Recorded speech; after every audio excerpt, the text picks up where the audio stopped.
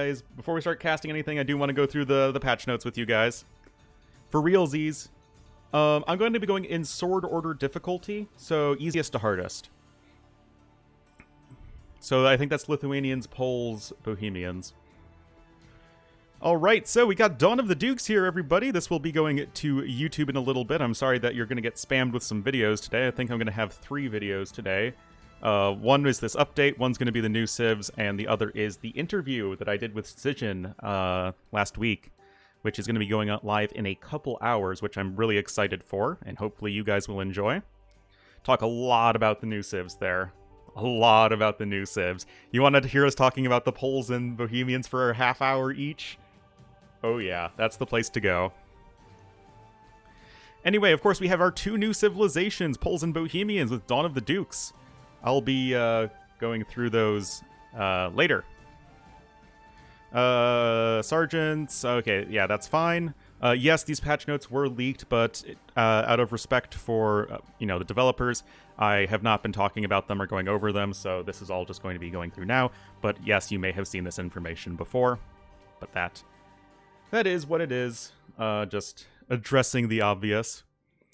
Once again, the Polish and Bohemians and Poland have all had their civs switched to, well, represent Poles and Bohemians. This is now the second time that these civs have been switcherinoed, so that's pretty fun. Increase the difficulty of Buffeus and Hastings, which is great. Okay, here's the Sieve Balance. Here is what people are all abuzz about. Elite Step Lancer, reload time lowered from 2.3 to 2.0. Step Lancers attacked really slowly. 2.0 is like the standard reload time rate thing for most units. So the fact that Step Lancers attacked a fair bit slower was kind of a big deal. 15% slower, right? So yeah, now the Step Lancers should be, I think, a lot more viable just because they're improving your reload time is like one of the best ways of improving DPS. So I'll be interested to see how Step Lancers are better utilized now. Hand Cannons, increased hit points from 35 to 40. This is, I think, something I've been asking for a very long time. I have no idea why Hand Cannons had less hit points than Arbalests, but Arbs have 40 hit points. I think Hand Cannons, as, the gunpowder analog to Arbs, should have the same amount of HP. I think that makes sense.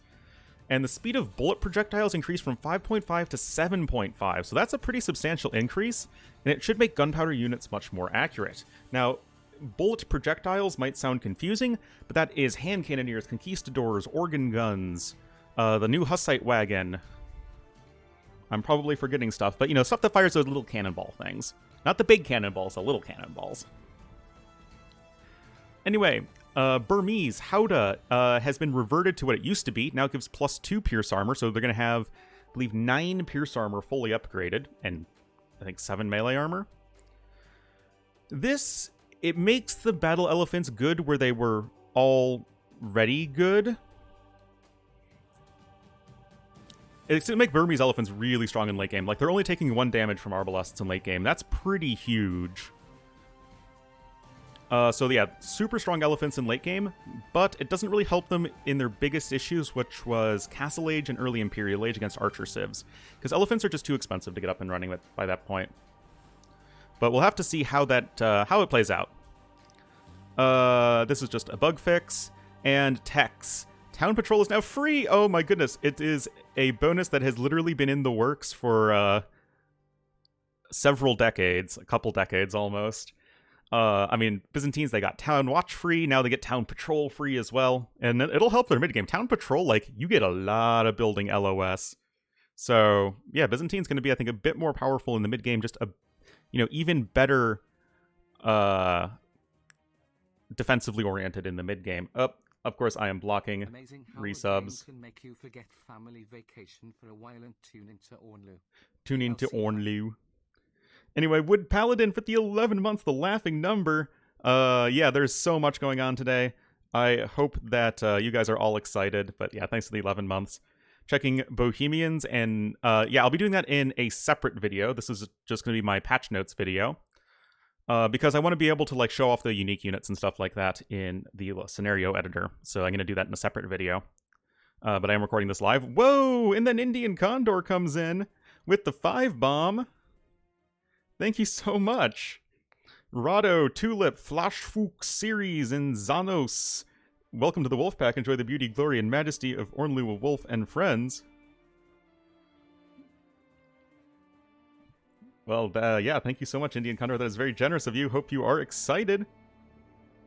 Anyway, gotta move right along here. Chinese team bonus was nerfed to plus 10% food from plus 45 food. So this means that, okay, in Dark Age, you're only getting 17 more food as opposed to 45. With Horse Collar, you're getting 25 food as opposed to 45. So you can see that it is definitely a pretty decent nerf to the Chinese team bonus. It's always been really, really, really strong. So I think that's pretty fair.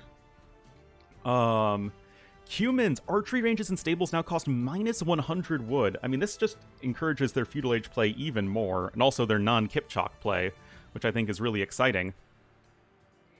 So that... Is it enough to make humans good? I don't know, but this is a pretty huge, huge buff. So, again, I'm really interested to see how this plays out. I think it's a really good change. Lithuanians can now research and train the Winged Hussar, that is the unique unit shared by Lithuanians and Poles. It's essentially a Hussar, but better. And they lose access to Blast Furnace to compensate. So, your Paladins are not going to be as good.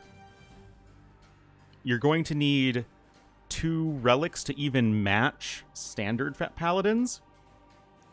But you're still going to be just as strong in mid-game. And then, of course, if you get more than 2 relics, you are getting stronger in late-game. But this is definitely a nerf to Lithuanians, especially in Pocket Team Game. But the Winged Hussars are pretty sick, and they are going to be better. Like, having Winged Hussar without Blast Furnace is, I'm pretty sure, better than just generic Hussar with Blast Furnace. I'm pretty sure. But we'll have to see how that plays out, of course. And, of course, to compensate for this... Oh, yes, thank you, Trirem. Plus 5 HP, plus 2 attack, plus 1 melee armor, and then plus 4 versus gunpowder. So, yeah, that's definitely better than a generic Hussar. Latus, increased damage. This is essentially to compensate for the lack of Blast Furnace, so that Latus are essentially unchanged, and they are going to be more high damage than the Paladin. Malians, gold mines last 30% longer, replaces the free gold mining tech bonus. People were complaining about this, but then they did not realize that the Bohemians, they get all the mining camp upgrades for free. So, yeah, that was just kind of like a redundant bonus. And this is, I think, an interesting change because it nerfs Malians a little bit in early game because you'd rather have the faster gold income at that point, but it does buff them a lot in post-imp. Like, 30% longer is a lot. So if you can... Like, Malians have always struggled a lot in post-imp, so I think this is a really interesting change. It, like, keeps their war machine going for a very long time. Remember that Mayans are 15%, so this is double that, but obviously restricted to gold mines. The Mayan bonus is better overall because it affects your early food sources, but yeah, this is going to be, I think, an interesting change. I do like it. Sicilians now start with plus 1 hundo stone. Wait, what? They always had, or they've had access to siege onagers for a while. That's kind of strange. Yes, the DLC is out. But yeah, Sicilians now start with 100 stone. This is to help them better afford their donjons. And, you know, starting with 300 stone, not at all bad. No, I'm pretty sure Sicilians do actually have access... Oh, whoops, that's a map. That's not a civ. Oh, there they are, Bohemians and Poles. But Sicilians... Tech tree... Yeah, it says they don't have Siege Onager, but I'm pretty sure they do. So if we start ourselves in the Imperial Age, allow cheats, and resources, I don't know, ultra high. Cover the Civ bonuses and tech tree. For the new Civs, that's going to be a separate video. Because I'm going to do that off stream so I can show off the unique units and stuff like that. But I'll have that uploaded later today. Okay, let's build ourselves a siege workshop. Again, this is going to be in the patch notes video just to, I guess, prove to you guys that the siege onagers are still there. Aegis. Yeah, see guys, siege onager is still there. It is mistakenly removed in the tech tree. I don't know what's going on with that, but Sicilians, they still get siege onager. That is all good in the hood for them.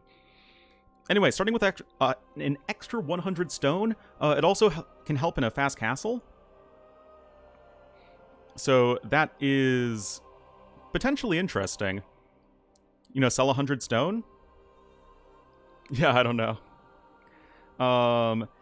This is definitely a controversial one. Team bonus effect change to remove the cost of the first trained transport ship and train it instantly. That's kind of weird wording. Essentially, you and your teammates get your first transport ship for free, and it trains almost instantly. I am not a big fan of this because it's useless in most situations, but it's really, really oppressive on any sort of water map. I mean, you can just scout in Dark Age with a transport ship and not have to lose a fishing ship. Landings are going to be a huge issue. Like, you just always have to be scared of a landing. Just think, like, okay, you train your transport ship right away, and then you can scout your opponent's dock location. Like, that's pretty crazy. So I'm honestly not a big fan of this. This will probably be changed in the future, but it doesn't affect them at all on land maps, so I don't think it's going to be that big of a deal. Organ gun. Okay, that seems like just a little bit of a buff. Deal a little bit more damage. Yeah, ignore that. And Sicilians, the last thing is replace their scutage tech with Hoberk. Grants knights +1/+2 armor. This is another controversial one. It essentially gives your knights 7/8 armor, I believe, fully upgraded. 6/8 armor? It's a lot of armor. It essentially makes their cavalier almost as good as paladins. And they also take half the bonus damage. Yeah, like Eagles and Tarkans, exactly. It's really strong, but it isn't as good as Paladin. Like, I think people are saying, oh, it's going to completely break the Civ. I don't think so. It's going to... For team games, Sicilians are still not going to be a top pocket pick. 500, 400. Okay, that's actually cheap. That's actually kind of cheap. I was thinking it would be much more expensive. I can see a price hike on this one. Like, if you compare it to Farimba, another similarly strong tech, that's 650, 400.